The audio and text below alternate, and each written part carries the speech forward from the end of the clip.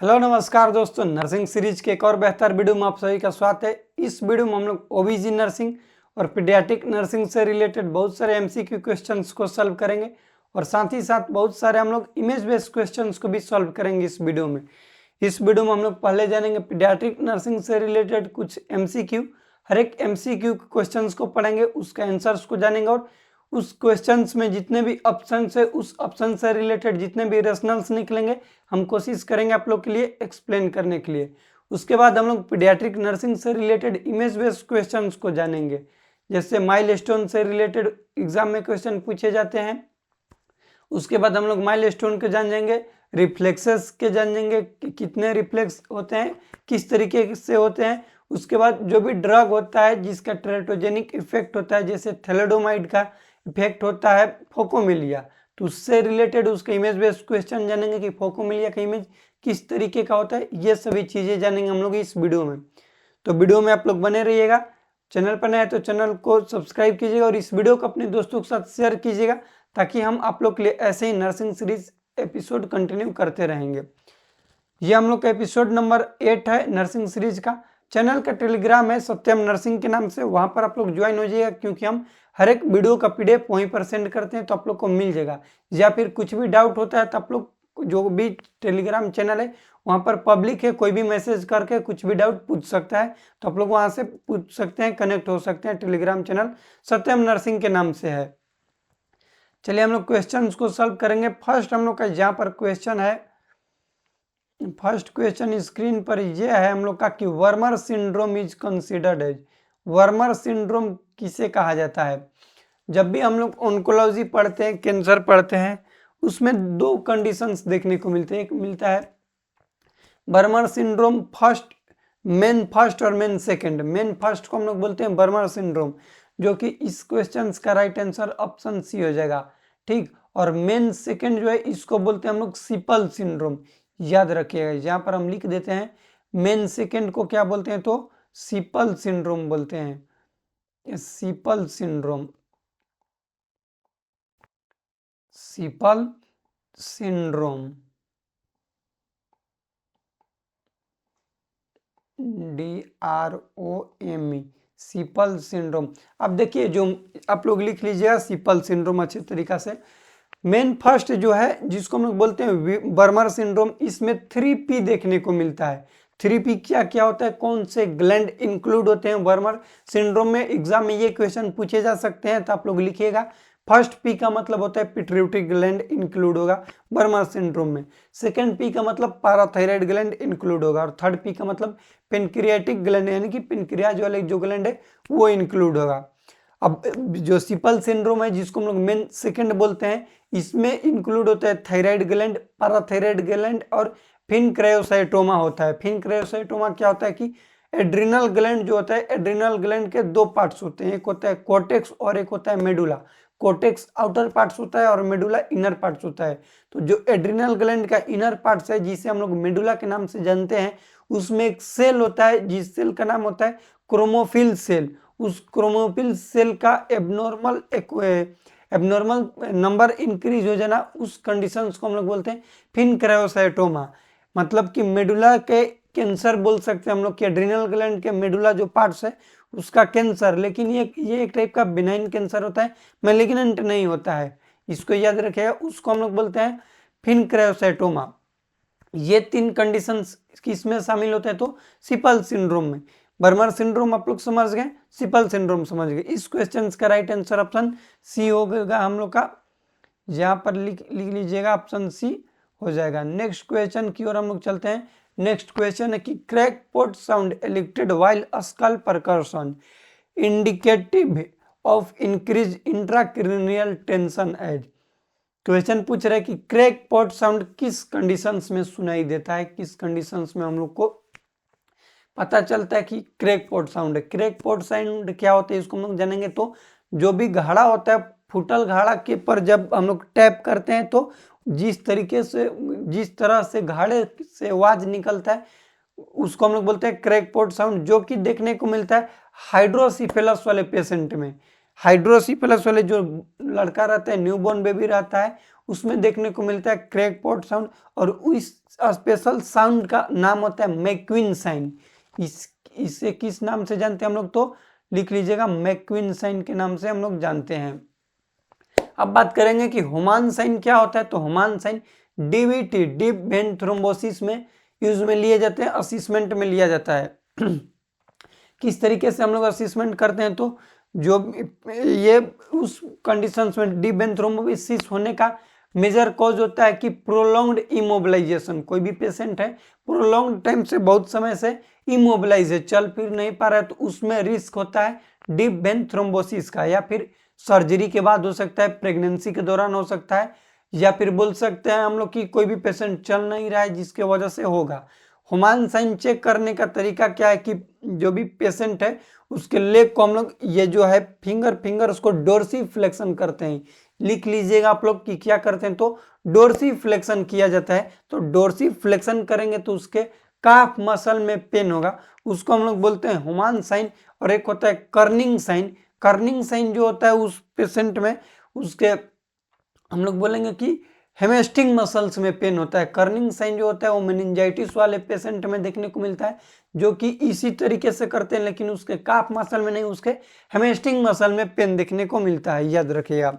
बात करेंगे हम लोग कि रोमबर्ग साइन क्या होता है, तो रोमबर्ग साइन बैलेंस में काम आता है। मतलब बोल सकते हैं कि एकदम दोनों पैर सटा करके आंख बंद करके एकदम स्ट्रेट में खड़ा रहेंगे। ये न्यूरोलॉजिकल असिस्मेंट में यूज में लिए जाते हैं रोमबर्ग साइन, याद रखिएगा। रोमबर्ग साइन क्या होता है कि बैलेंस असिस्मेंट करने के लिए, बैलेंस चेक करने के लिए लिए जाते हैं यूज में रोमबर्ग साइन, जो कि मेजर रूप से न्यूरोलॉजिकल असिस्मेंट में यूज में लिए जाते हैं। पर्सनल साइन ऐसा कुछ होता नहीं है। तीनों क्वेश्चंस को हम लोग तीनों ऑप्शंस को पढ़ें। इस क्वेश्चंस का राइट आंसर ऑप्शन डी हो जाएगा मैक्विन साइन, इसको भी आप लोग याद रखिएगा। नेक्स्ट क्वेश्चन है हम लोग की स्क्रीन पर कि when development appraisal is performed on a 6-month-old infant, which observation is most important to the nurse in light of a diagnosis of hydrocephalus। यहाँ पर सिंपल सा क्वेश्चन ये बोल रहा है, क्वेश्चन के द्वारा बोला जा रहा है when a development appraisal perform करें हम लोग क्या चाहिए, डेवलपमेंट अप्राइजल, ठीक, जो कि 6-month-old इन्फेंट है। विच ऑब्जर्वेशन हम लोग कौन सा ऑब्जर्वेशन करेंगे, most important to nurse in light diagnosis.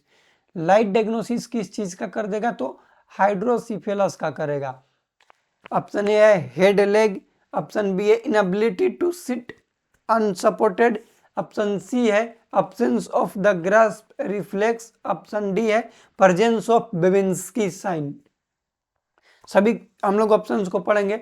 देखो जो भी हाइड्रोसिफिलस वाले पेशेंट होते हैं, जो भी इन्फेंट होता है, हाइड्रोसिफिलस किस चीज का बीमारी है, तो न्यूरोलॉजिकल बीमारी है, ब्रेन का बीमारी है। ब्रेन में एक्यूमुलेशन हो जाती है, एबनॉर्मल एक्यूमुलेशन हो जाता है, सीएसएफ सेरिब्रो स्पाइनल फ्लूइड का एक्यूमुलेशन हो जाता है। नॉर्मल प्रोडक्शन की बात करें तो 720 ml पर डे प्रोडक्शन होता है, जिसमें से 600 ml एब्जॉर्ब हो जाता है और 120 ml रिमेनिंग रह जाता है। सीएसएफ प्रोडक्शन साइट लिख लीजिएगा, क्रोइड प्लेक्सस होता है। सीएसएफ बनता कहाँ पर है, तो क्रोइड प्लेक्सस कहाँ पर होता है, तो लेटरल वेंट्रिकल जो थे वहां पर। कौन सा सेल बनाने में हेल्प करता है, तो लिख लीजिएगा इपिंडाइमल सेल। इपिंडाइमल सेल जो होता है वो न्यूरोग्लियल सेल होते हैं। न्यूरोग्लियल सेल को आप लोग याद रख सकते हैं ओसेम से। किस तरीके से याद रखेंगे, ओसेम से, O S A M E. ओ का मतलब ओलिगोडेंड्रोसाइट होता है, एस का मतलब स्वान सेल, ए का मतलब एस्ट्रोसाइट, एम का मतलब होता है हम लोग बोल सकते हैं कि माइक्रोगिलियल सेल और इपिंडाइमल सेल, ठीक। ओलिगोडेंड्रोसाइट जो होता है हम लोग बोल सकते हैं कि सेंट्रल नर्वस सिस्टम के माइलिन शीथ को बनाता है। स्वान सेल जो होता है वो पेरिफेरल नर्वस सिस्टम के माइलिन शीथ को बनाता है। और एपिंडाइमल सेल यहाँ पर जो हम लोग को पढ़ना है, एपिंडाइमल सेल क्या करता है कि लेटरल वेंट्रिकल्स जो होते हैं उसके लाइनिंग को बनाता है, और वो जो लाइनिंग होते हैं उसको हम लोग क्रोइड प्लेक्सस बोलते हैं। उस क्रोइड प्लेक्सस के द्वारा सीएसएफ बनता है। ब्रेन न्यूरोलॉजिकल सिस्टम में पढ़ना है हम आप लोग को, नेक्स्ट वीडियो में एक्सप्लेन कर बताएंगे कि उसमें किस तरीके से ये फॉर्मेशन होता है। वेंट्रिकल्स के बात करें ब्रेन के तो 4 वेंट्रिकल्स होते हैं, 2 होते हैं राइट वेंट्रिकल्स और लेफ्ट वेंट्रिकल्स, एक होता है थर्ड वेंट्रिकल्स और एक होता है फोर्थ वेंट्रिकल्स। इसको आप लोग याद रखिएगा। डिटेल में हम बता देंगे आप लोग को कि इसमें फोरामेन मेगेंडी क्या होता है, लुस्का क्या होता है, सेरिब्रल एक्विडक्ट क्या होता है, ये सभी चीजों को हम लोग नेक्स्ट कभी डील करेंगे। ये जो क्वेश्चन है इसमें पूछ रहा है कि हाइड्रोसिफिलस वाले में मोस्ट इंपॉर्टेंट ऑब्जर्वेशन क्या रहेगा, तो हेड लेग रहेगा। क्या चीज रहेगा, तो हेड लेग। हेड लेग का मतलब ये होगा कि हेड का हम लोग बोल सकते हैं कि जो ग्रोथ है वो प्रॉपर बहुत ज्यादा तरीके से होगा, इस तरीके से नहीं होना चाहिए। More than 0.5 centimeter per week या फिर 2 सेंटीमीटर पर मंथ हो रहा है, मोर देन उससे, उसको हम लोग क्या बोलते हैं, तो बोल सकते हैं कि हाइड्रोसिफिलस वाला कंडीशन देखने को मिल रहा है। बेबिंस्की रिफ्लेक्स तो नहीं, क्योंकि बेबिंस्की रिफ्लेक्स हम लोग जानते हैं कि लेटरल एस्पेक्ट्स जो होता है हम लोग का ये लेग का, वहां से स्टिमुलेट करते हैं तो देखने को मिलता है डोर्सीफ्लेक्शन, इसको हम लोग बोलते हैं प्लांटर फ्लेक्शन, जिसको बोलते हैं बेबेंस्की रिफ्लेक्स। इस क्वेश्चन का राइट आंसर ऑप्शन ए हो जाएगा। नेक्स्ट हम लोग का क्वेश्चन है कि following is the nursing action for assessment of major sign associated with hydrocephalus. Major sign पूछ रहा है हाइड्रोसिफिलस का, हाइड्रोसिफिलस का पूछा जा रहा है मेजर साइन क्या है। Test the urine protein, take apical pulse, palpate the anterior fontanels और टेक ब्लड प्रेशर। हाइड्रोसिफिलस का मेजर साइन की बात करें तो हम लोग जो भी फॉन्टेनल्स है, एंटेरियर फॉन्टेनल्स और पोस्टीरियर फॉन्टेनल्स, उसका बल्जिंग हो जाना, बल्जिंग का मतलब कि बाहर की तरफ प्रोट्रूट हो जाना, बाहर की ओर निकल जाना, इसको हम लोग बोलते हैं बल्ज होना, बाहर की ओर निकल जाना। जो भी इंटीरियर फॉन्टेनल्स और पोस्टीरियर फॉन्टेनल्स है वो बाहर की ओर निकल जाएगा, जो कि हाइड्रोसिफिलस वाले कंडीशन है। या फिर जिस भी पेशेंट में इंक्रीज होगा इंट्राक्रेनियल प्रेशर या फिर इंट्राक्रेनियल टेंशन उसमें देखने को मिलता है, याद रखिएगा।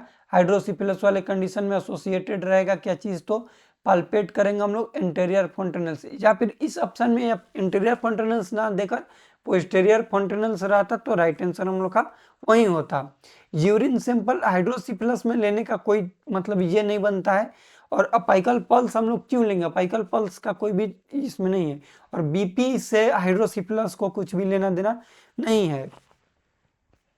नेक्स्ट क्वेश्चन हम लोग का है कि among this which is a priority nursing intervention for a child diagnosis with Reye's syndrome. Reye's syndrome क्या होता है इसको आप लोग समझिएगा थोड़ा सा, कि रेज सिंड्रोम होता है कि कोई भी वायरल इन्फेक्शन के साथ, वायरस इन्फेक्शन मान लो कि चिकन पॉक्स हो गया या फिर डेंगू हो गया, बहुत सारे वायरस जितने भी टाइप्स के वायरल इन्फेक्शन है, उस वायरल इन्फेक्शन के साथ एक मेडिसिन आता है एस्पिरिन, उसका यूज कर लेंगे। Viral infection plus medicine aspirin जो होता है उसको आपस में कंबाइन वायरल इन्फेक्शन के दौरान यूज में लेते हैं तो एक कॉम्प्लिकेशंस देखने को मिल सकता है, जिस कॉम्प्लिकेशन का नाम है रेज सिंड्रोम। एस्पिरिन जो है ACA बोलते हैं, एसिटाइल सैलिसिलिक एसिड ग्रुप से है। तो ये जब हो रहा है तो मोस्ट प्रायोरिटी नर्सिंग इंटरवेंशन क्या होगा, इस तरह के कंडीशंस उस पेशेंट में हो जाएगा, उस पर्सन में देखने को मिलेगा रेज सिंड्रोम, तो क्या प्रायोरिटी इंटरवेंशन रहेगा, changing the body position every 2 hours. Body position क्यों चेंज करेंगे, उस पेशेंट में रेज सिंड्रोम में क्या होगा कि पेशेंट में इरिटेबिलिटी होगा, ठीक, एंसियस होगा, उसमें वो हाइपर एक्टिव होगा, तो उसमें उसके पोजीशंस चेंज करने की कोई ये नहीं है। मॉनिटर यूरिन आउटपुट नहीं करेंगे, असीस हियरिंग लॉस नहीं करेंगे, प्रोवाइड करेंगे कीप काम क्यूट इन्वायरमेंट और डिम लाइट इन्वायरमेंट। क्यों, क्योंकि जो पेशेंट है उसमें इरिटेबिलिटी हो जाएगा, एंसियस होगा, इसके वजह से उस पेशेंट को काल्म प्रोवाइड करेंगे, क्यूट एकदम शांत माहौल देंगे और डिम लाइट कर देंगे और बोलेंगे तुम रेस्ट करो, और फर्दर हम लोग जो भी है हेल्थ केयर प्रोवाइडर को इन्फॉर्म करेंगे। लेकिन रेज सिंड्रोम याद रखिएगा कैसे डेवलप होता है, तो एस्पिरिन मेडिसिन जो है उसको वायरल इन्फेक्शन के साथ यूज में लेते हैं तो हो सकता है। मान लो कि हमको वायरल कोई भी इन्फेक्शन है, डेंगू है, और हम एस्पिरिन ले लिए तो हमको हो सकता है कॉम्प्लिकेशंस देखने को मिलेगा रेज सिंड्रोम, और उसमें इस तरीके के कंडीशंस डेवलप होते हैं, तो इसको आप लोग याद रखिएगा। नेक्स्ट क्वेश्चन हम लोग का है कि which of the following would the nurse recognized as most characteristics of cerebral palsy. Cerebral palsy का दूसरा नाम होता है सीपी, या फिर इसी को बोलते हैं हम लोग सेरिब्रल पाल्सी जो होता है ये क्या होता है इसको समझिएगा, सीपी इसको बोलते हैं, शॉर्ट फॉर्म में क्या बोलते हैं हम लोग, सीपी, सेरिब्रल पाल्सी।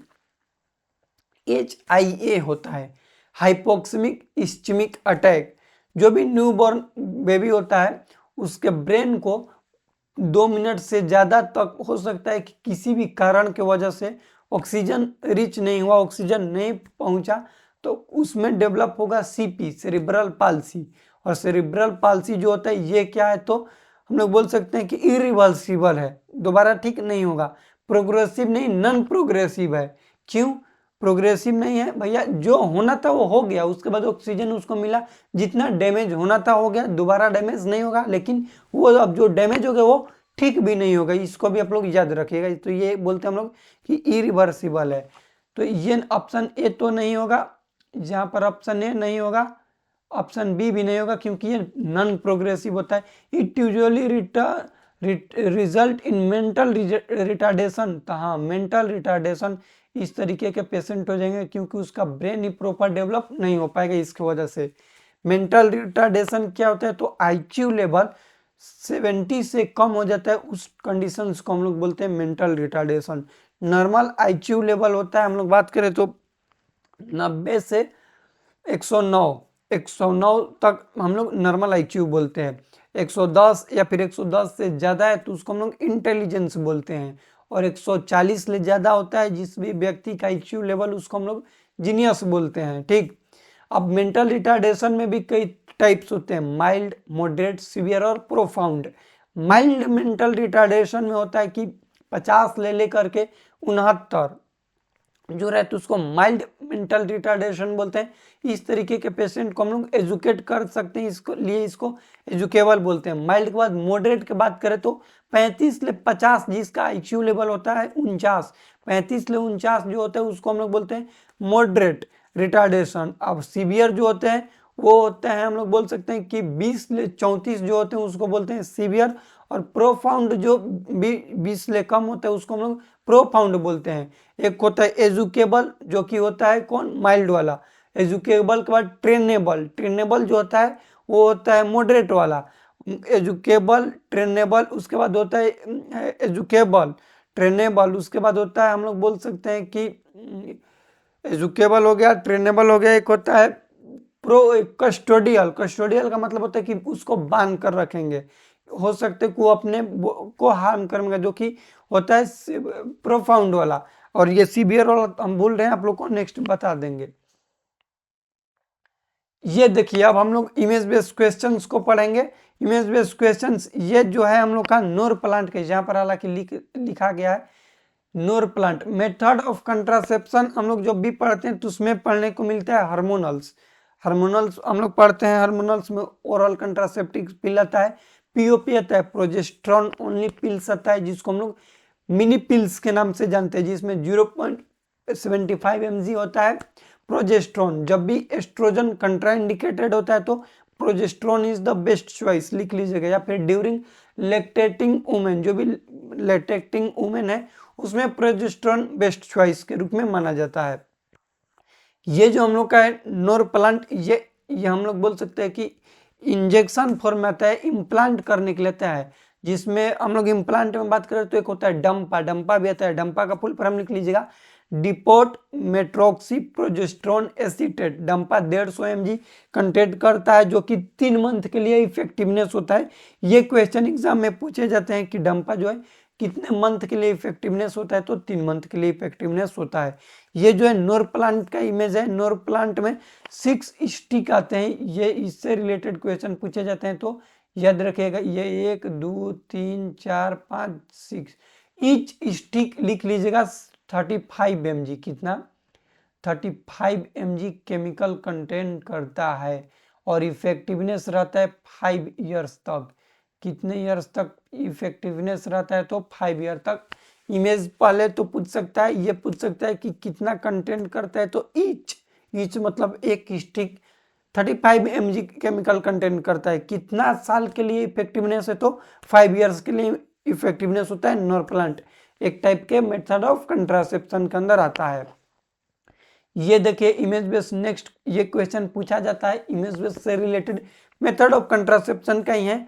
पोमीरेज टेक्निक क्या है? पोमीरेज टेक्निक ये तो हालांकि यहाँ पर तो लिखा है, तो आप लोग को ये हेल्प होगा। जो भी टेस्ट होता है, एग्जाम होता है, तो एग्जाम में लिखा हुआ नहीं मिलेगा आप लोग को, ये इमेज आएगा ये वाला। और पूछा कौन सा टेक्निक है, तो बोलते हैं पोमीरेज टेक्निक। पोमीरेज टेक्निक में फेलोपियन ट्यूब को क्या करते हैं, यहाँ से आप लोग समझ सकते हैं इस इमेज से कि पहले फेलोपियन ट्यूब को इस तरीके से मोड़ेंगे, मोड़ करके यहाँ से क्या करेंगे, लाइगेट करेंगे, बांधेंगे और कट कर देंगे। इस टेक्निक को बोलते हैं पोमीरेज टेक्निक।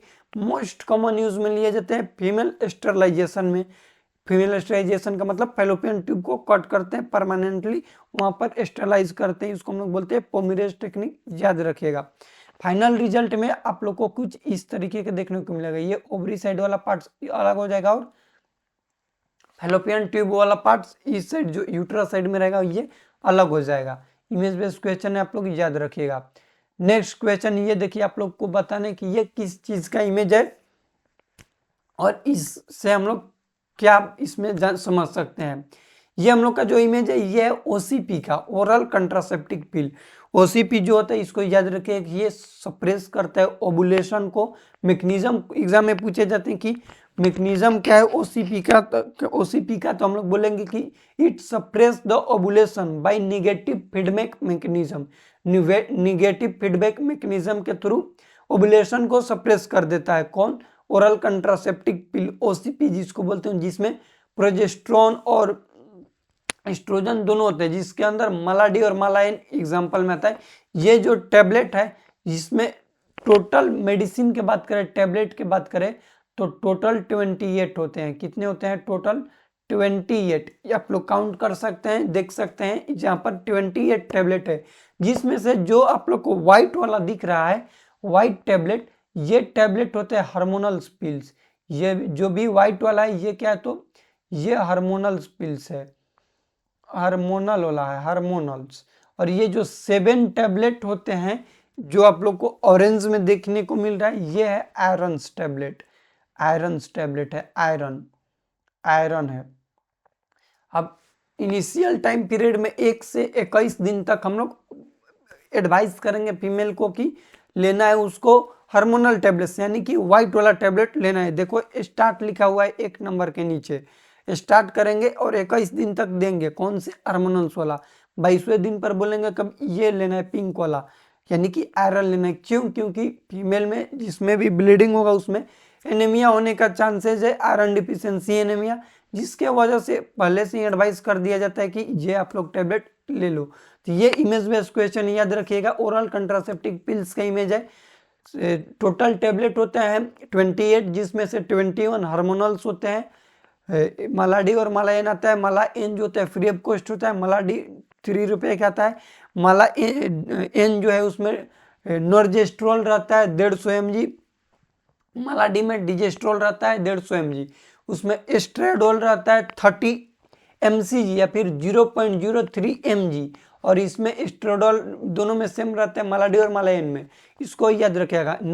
मालाएन में नॉर्जेस्ट्रोल रहता है और मालाडी में डिजेस्ट्रोल रहता है, बस इतने ही डिफरेंट है, लिख सकते हैं आप लोग, क्योंकि आप लोग के लिए एग्जाम में ऐसे ही क्वेश्चन देखने को मिलते हैं। नेक्स्ट क्वेश्चन जहाँ पर आप लोग का है ये पीडियाट्रिक नर्सिंग का है, जहाँ पर ब्रेस्ट फीडिंग से रिलेटेड है कि हम लोग पढ़ते हैं जहाँ पर ब्रेस्ट फीडिंग वहाँ पर देखने को मिलता है sign of good attachment. Option A जो है हम लोग का बिल्कुल करेक्ट है जहाँ पर, और ऑप्शन बी करेक्ट नहीं है।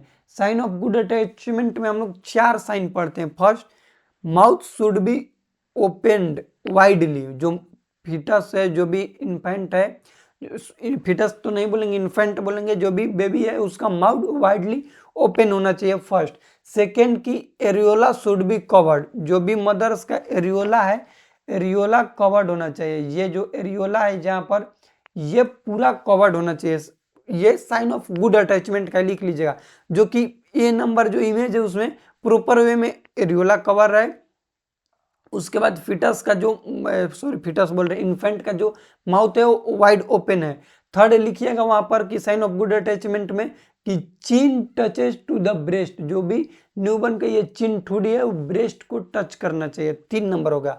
और चौथा लोअर लिप इवर्टेड, इस तरीके के निकलना चाहिए, जिसको हम लोग आउटवर्ड बोलते हैं। देखो कि ये जो लोअर लिप है आप लोग को हम दिखा रहे हैं, ये लोअर लिप, यहाँ पर लोअर लिप जो है ये इवर्टेड है, जो कि इमेज बी में नॉर्मल सा है, इवर्टेड नहीं है। ऑप्शन बी जो है, ऑप्शन बी, इसमें आप लोग देख सकते हैं कि क्या है, लिप जो है सिंपल से है, तो ये साइन ऑफ गुड अटैचमेंट का है।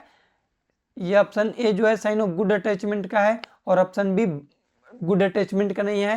तो ये तो इमेज बेस्ड क्वेश्चन पूछा जा सकता है, या फिर ये जो चार आप लोग को बताएं कि गुड अटैचमेंट का क्या साइन होता है, पूछ सकते हैं कि क्या साइन है और कौन सा नहीं है, इसको आप लोग लिख कर याद कीजिएगा। नेक्स्ट हम लोग का क्वेश्चन है, यहाँ पर नेक्स्ट क्वेश्चन ये देखिए, माइलस्टोन से रिलेटेड, कि जो भी हम लोग बोल सकते हैं कि चाइल्ड है, ट्रायंगल बनाना कब शुरू करता है, सर्कल बनाना कब शुरू करता है, और स्क्वायर बनाना कब शुरू करता है। तो 3 साल की उम्र पर याद रखिएगा, 3 साल की उम्र पर सर्कल बनाना शुरू करता है, 3 इयर्स के एज पर। और 3 इयर्स के बाद हम लोग बात कर सकते हैं कि 4 इयर्स के एज पर, 4 इयर्स के एज पर बनाता है स्क्वायर। 4 इयर्स पर क्या बनाता है, तो स्क्वायर बनाता है। और 5 इयर्स के एज पर, 5 इयर्स के एज पर ट्रायंगल बनाता है। ये क्वेश्चन ट्रायंगल वाला बहुत सारे एग्जाम में पूछा गया, इवन नोटसेट में भी इमेज बेस्ड क्वेश्चन पूछा गया है कि ट्रायंगल, तो ट्रायंगल से हम लोग को लगता है कि ट्रायंगल मतलब 3 से कोरिलेट कर देंगे, तो नहीं। सबसे पहले जो भी चिल्ड्रन वो सर्कल गोला बनाता है, उसके बाद स्क्वायर बनाता है, और ट्रायंगल 5 साल पर बनाने लगता है। माइलस्टोन से रिलेटेड लिखिएगा आप लोग की इमेज भी हालांकि ऐड किए हैं कि सोशल स्माइल 2 मंथ पर शुरू करता है, जो भी है न्यूबॉर्न वो 2 मंथ पर सोशल स्माइल शुरू करता है। स्ट्रेंजर एंजाइटी जो होता है उसको डेवलप होता है, ये भी क्वेश्चन पूछा जाता है, स्ट्रेंजर एंजाइटी ये सबसे रिलेटेड। ये देखिए, ये जो इमेज है, पिंसर ग्राफ्स हम लोग पढ़ते हैं, pincer graphs, pincer graphs, pincer graphs. ये जो ऑप्शन है इसमें मेच्योर पिंसर ग्राफ्स देखने को मिल रहा है, और ये जो इमेज है इसमें इमेच्योर पिंसर ग्राफ है, इमेच्योर। जो भी मेच्योर पिंसर ग्राफ है ये 1 साल पर डेवलप हो जाता है, और इमेच्योर 9 मंथ तक रहता है। ये तो या तो इमेज बेस्ड पूछा जा सकता है, और हम लोग आइडेंटिफाई कैसे करेंगे, तो जो भी मेच्योर पिंसर ग्राफ है सिर्फ 2 फिंगर्स जो भी चिल्ड्रन है वो यूज मिलेगा। ये फिंगर्स जिस तरीके से इसमें यूज में ले रहा है, यहाँ पर ये सिर्फ 2 फिंगर्स, और यहाँ पर देखिए कि मल्टीपल फिंगर्स यूज में ले रहा है, तो इसको हम लोग बोलते हैं इमेच्योर पिंसर ग्राफ्स। और 2 फिंगर यूज में ले रहा है तो ये बोलते हैं हम लोग mature pincer graphs. Image based question important है, आप लोग याद रखिएगा माइलस्टोन का। ये देखिए हम लोग का सोशल स्माइल, जो कि 2 मंथ पर, कितने मंथ पर, 2 मंथ पर डेवलप हो जाता है, 2 मंथ पर डेवलप होता है सोशल स्माइल न्यूबॉर्न का, याद रखिएगा। ये देखिए, ये इस इमेज में जो भी न्यूबॉर्न है, जो भी चिल्ड्रन है, इन्फेंट है, वो क्या कर रहा है, तो मिरर के सामने मिररिंग कर रहा है, देख कर और अपने आप को खुश हो रहा है, एक्साइटमेंट फीलिंग कर रहा है। तो ये डेवलप होता है 4 से 5 मंथ पर, याद रखिएगा। मिररिंग, इसको इस टर्म्स को हम लोग क्या बोलते हैं, तो मिररिंग बोलते हैं, मिररिंग। मिररिंग डेवलप कब होता है, तो 4 से 5 मंथ पर, याद रखिएगा 4 से 5 मंथ पर मिररिंग डेवलप होता है। ये देखिए, इसको हम लोग बोलते हैं क्रशिंग, इसको क्या बोलते हैं, तो क्रशिंग बोलते हैं, जो कि 10 मंथ पर डेवलप होता है। क्रशिंग क्या होता है कि किसी भी जो भी इन्फेंट है, किसी भी फर्नीचर्स की सहायता से, किसी भी ऑब्जेक्ट की सहायता से स्टैंड होकर चलने की प्रयास कर रहा है, या फिर स्टैंड हो रहा है, उसको बोलते हैं क्रशिंग, याद रखिएगा। क्रशिंग जो कि 10 मंथ पर ये डेवलप होता है, 10 महीने पर ये डेवलप होता है क्रॉसिंग। इमेज भी पूछा जा सकता है, सपोर्ट की वजह से खड़ा हो रहा है, चलने की प्रयास करता है, क्रॉसिंग। एक होता है क्राउलिंग, एक होता है क्रीपिंग। क्राउलिंग 7 मंथ पर होता है, जो कि एब्डोमेन के सहायता से चलता है, और क्रीपिंग जो होता है कमांडो पोजीशन बोलते हैं, जो कि 9 मंथ पर होता है। इसको भी याद रखिएगा, क्वेश्चन पूछे जा सकते हैं। 3 होता है, सी से 3 होता है, क्राउलिंग, क्रीपिंग और क्रॉसिंग। क्रॉसिंग 10 पर होता है, क्रॉवल 7 पर होता है, और क्रीपिंग जो होता है वो 9 मंथ पर होता है, उसको आप लोग याद रखिएगा। नेक्स्ट क्वेश्चन हम लोग का इमेज बेस है। ये देखिए, ये किस चीज का इमेज है, तो ये है क्रीपिंग का इमेज, क्रीपिंग। क्रीपिंग का इमेज है, क्रीपिंग, क्रीपिंग का इमेज जो कि डेवलप होता है 9 मंथ पर डेवलप होता है। ये देखिए ये इमेज क्वेश्चन पूछा जाता है, इसलिए आप लोग को हम यहाँ पर लाए फिटल अल्कोहल सिंड्रोम से रिलेटेड। जो भी मदर अल्कोहल कंज्यूम करती है उसमें फिटल अल्कोहल सिंड्रोम देखने को मिलता है। फिटल अल्कोहल सिंड्रोम में क्या क्या सिम्टम्स देखने को मिलते हैं ये पूछे जाते हैं। तो जो भी नेजल ब्रिज है ये फ्लैट हो जाएगा और स्मॉल हो जाएगा हेड। उसके बाद चिन जो है यहाँ पर जो फ्लैट मिड, देखिए लो नेजल ब्रिज, इसमें इंपॉर्टेंस यहाँ पर याद रखना है कि स्मॉल हेड होगा।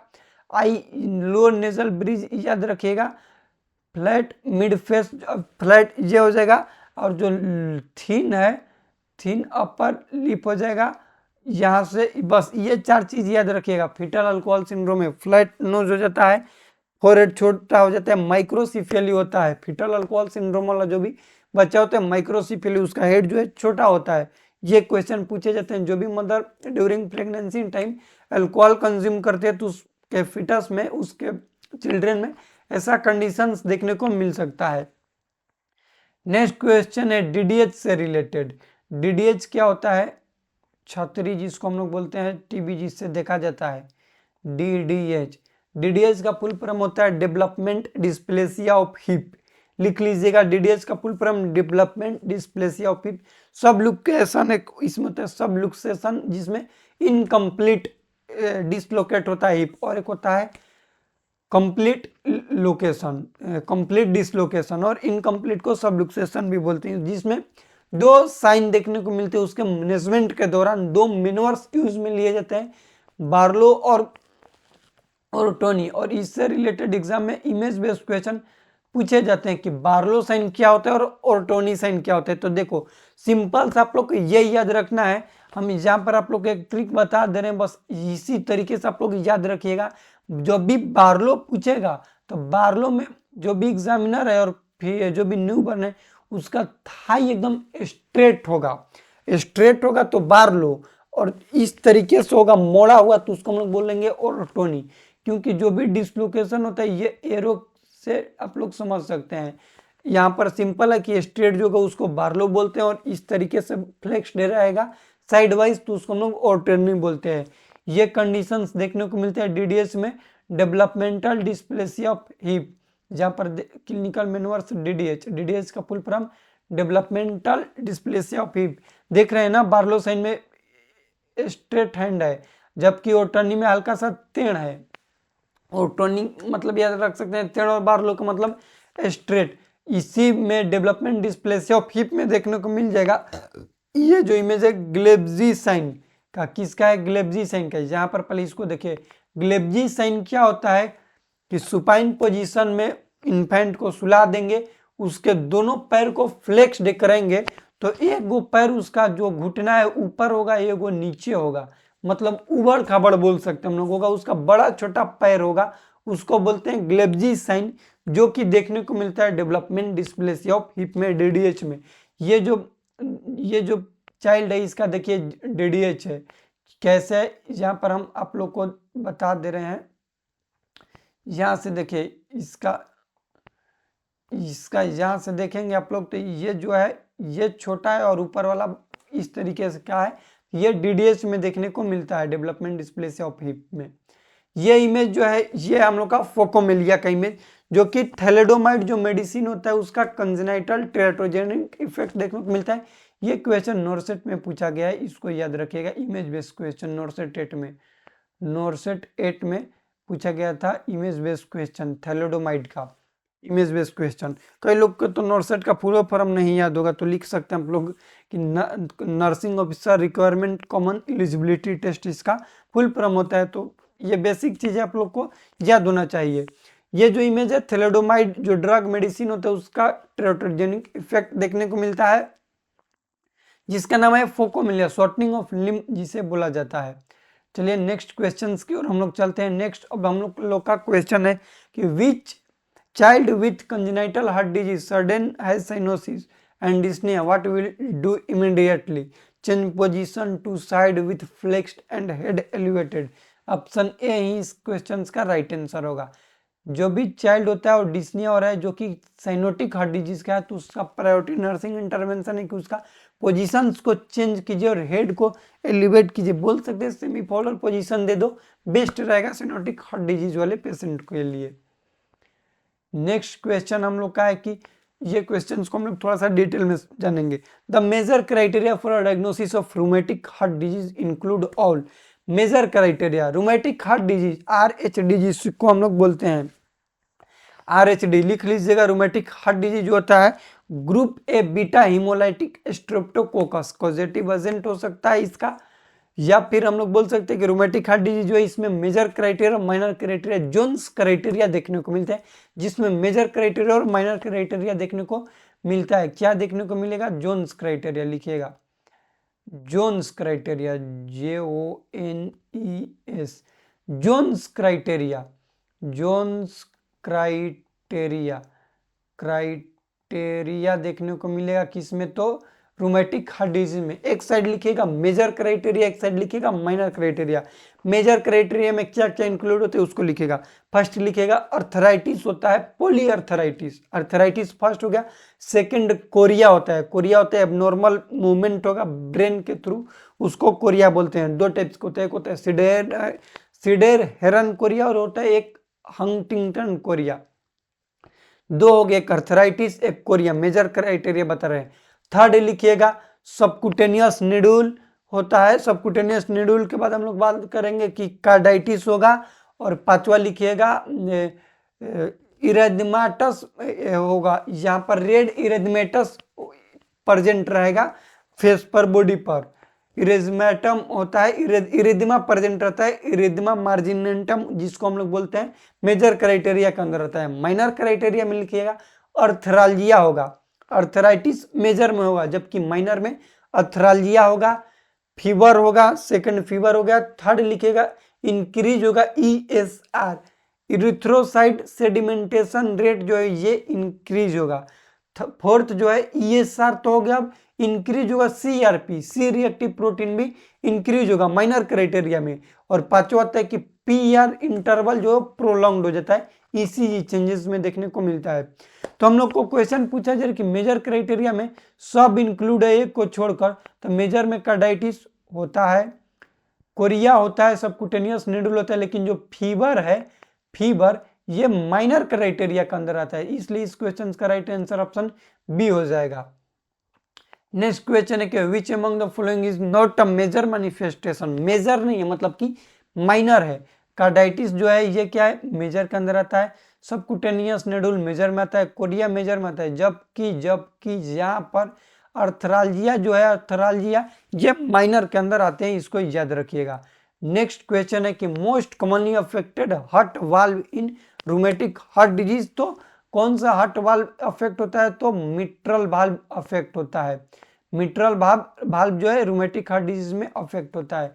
तो ये हम लोग का नर्सिंग सीरीज का एपिसोड नंबर 8 था। इस वीडियो में हम लोग काफी सारे पीडियाट्रिक नर्सिंग से रिलेटेड MCQ क्वेश्चंस को जाने, इमेज बेस्ड क्वेश्चंस को जाने।